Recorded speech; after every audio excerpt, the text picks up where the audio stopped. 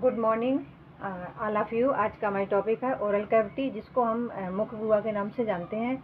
और जो oral cavity होती है हमारे शरीर में कहाँ से कहाँ तक होती है, इसके बारे में हम पूरा पढ़ते हैं। ये एक डाइजेस्टिव सिस्टम का पार्ट होता है।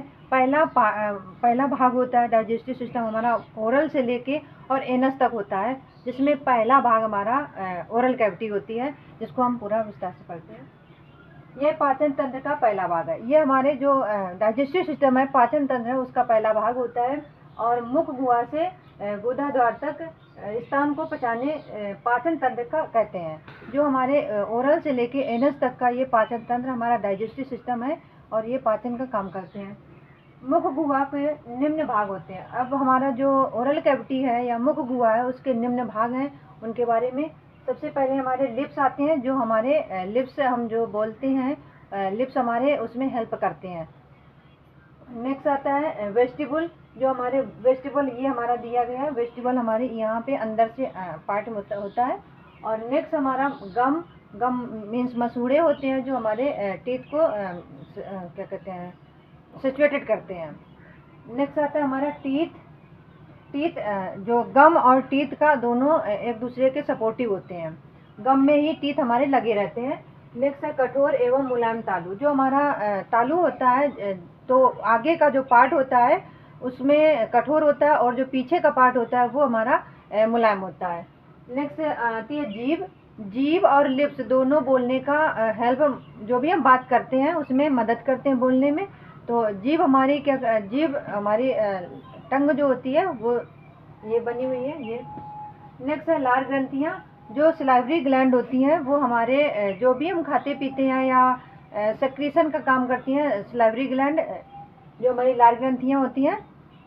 तो नेक्स्ट हमारा यह भोजन को शरीर में ले जाने में मदद करती है। और जो लार ग्रंथियाँ सिलाइवरी ग्लैंड होती है, ये भोजन को जो भी हम खाते पीते हैं ओरल कैविटी से लेके पूरे शरीर में, मतलब पेट तक वो ले जाने का काम करती हैं।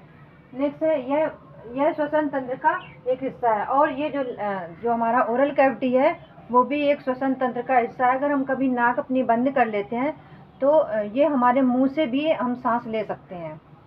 नेक्स्ट है मुख गुहा में कई लार ग्रंथियां पाई जाती हैं। जो हमारी मुख गुहा होती है, ओरल कैविटी होती है, उसमें कई प्रकार की सिलाइवरी ग्लैंड पाई जाती हैं, जिससे लार स्रावित होकर मुख गुहा को गीला रखती हैं। और जो हमारी सिलाइवरी ग्लैंड होती है वो मुख गुहा को गीला रखती हैं। जो हम खाते पीते हैं उसको सिलाइवा उसी में मिक्स होकर और बोलस बनाने का काम करती हैं, जिससे भोजन को चबाने में आसानी रहती है। और जो हम भोजन खाते हैं उसमें चबाने में वो आसानी रहती है। नहीं तो अगर सिलाइवरी ग्लैंड सिलाइवा ना सिक्रीट हो तो हम भोजन को कैसे, सूखा होगा तो कैसे हम चबा पाएंगे, नहीं चबा सकते हैं। इसलिए जो सिलाइवरी ग्लैंड सिलाइवा सिक्रीट होती है उसी से हम खाना पीना जो भी हम खाते हैं उसको मिक्स करके और एक बोलस बना के वो अंदर ले जाने का काम करती है। मुख कैंसर के शुरुआती लक्षण। मुख गुहा में लाल, गुलाबी, ग्रे एवं सफेद धब्बे बनना शुरू हो जाते हैं। जो मुख कैंसर हमारा ओरल कैंसर होता है उसमें कई प्रकार के कलर, जो दाग धब्बे होते हैं वो कलर में डिवाइड हो जाते हैं। जैसे ग्रे कलर हो जाता है, रेड कलर, गुलाबी, जो चकत्ते होते हैं मुंह में ओरल कैविटी में वो उसमें लाल कलर हो जाता है, रेड कलर का स्पॉटिंग पड़ जाती है, या गुलाबी कलर या ग्रे कलर या फिर सफ़ेद, ये कलर में डिवाइडेशन हो जाता है, जिसमें हमारे मुख कैंसर शुरुआती लक्षण पता चल जाते हैं। और मुख कैंसर में जब हमको थकान होती है और कमजोरी महसूस होती है, वेट लॉस होता है, कई प्रकार के लक्षण पाए जाते हैं। Thank you. Like, subscribe, comments.